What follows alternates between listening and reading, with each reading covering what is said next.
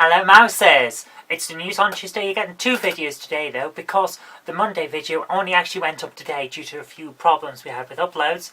But we're going to get you a news on Tuesday video, because it is Tuesday, we want to talk about the news, and let's get straight to it.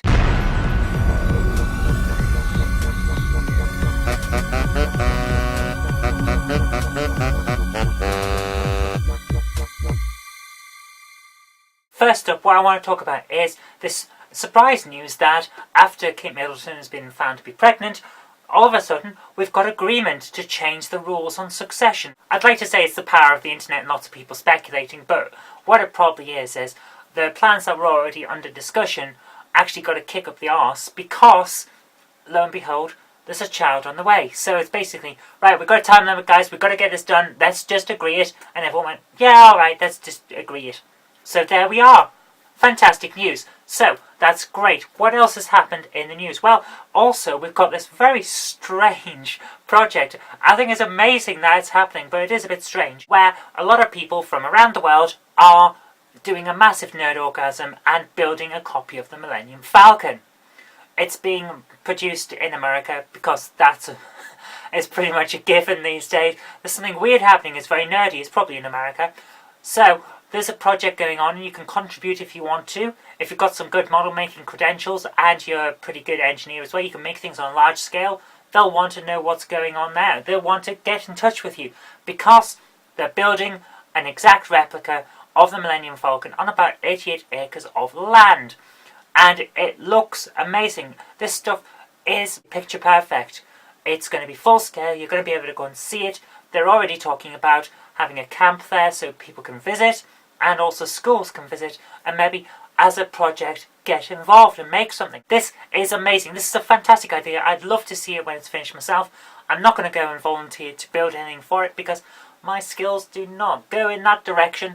But when it's finished, I really want to see this thing. This will be a holiday destination to remember. So, thumbs up guys, and I hope it works out for the best. Moving on though, we've got some horrible news. MP Anne Cloud, a Labour MP for Wales, has suggested that a lot of nurses are cold, disillusioned and really don't treat their patients properly.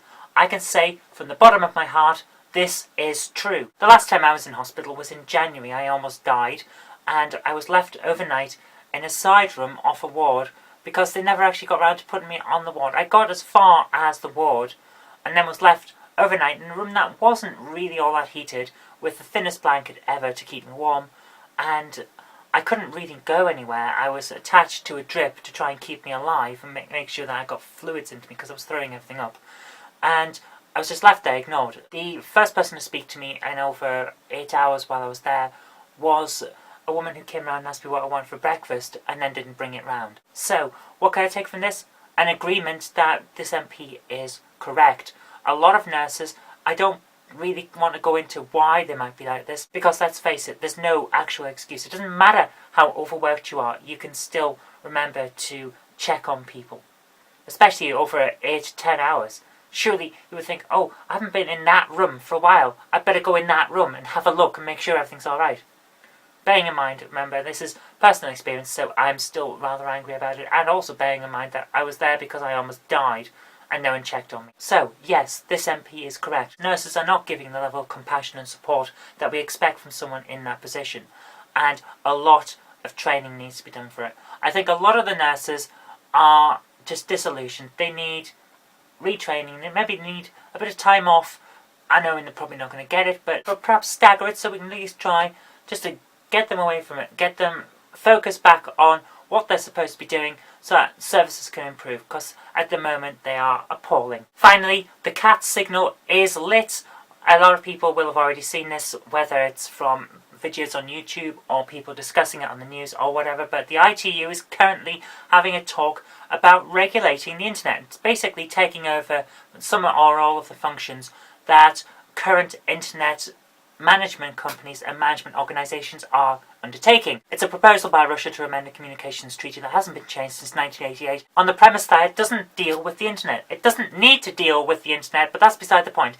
And they basically want to be able to force regulation of the internet so that if one idiotic country decides they want to censor the internet, they can try and force everyone else to adhere to their stupid ideas.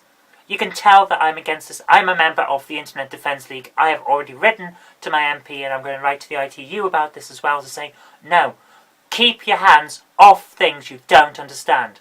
That is the main thing here. The internet doesn't need more regulation. It's got enough regulation already, and it's working so far. If it wasn't working, I would agree that maybe something needs to be done. But I still wouldn't think that a bunch of people who don't understand the internet should be having a look at it and deciding what's best for it, because they don't understand it. So, the United States have already said they're going to oppose the proposals by Russia until all reference to the internet is removed from the proposals, and I'm going to back them up on that. That is a good idea. If we remove everything about the internet so that the ITU can't deal with the internet, then this problem goes away.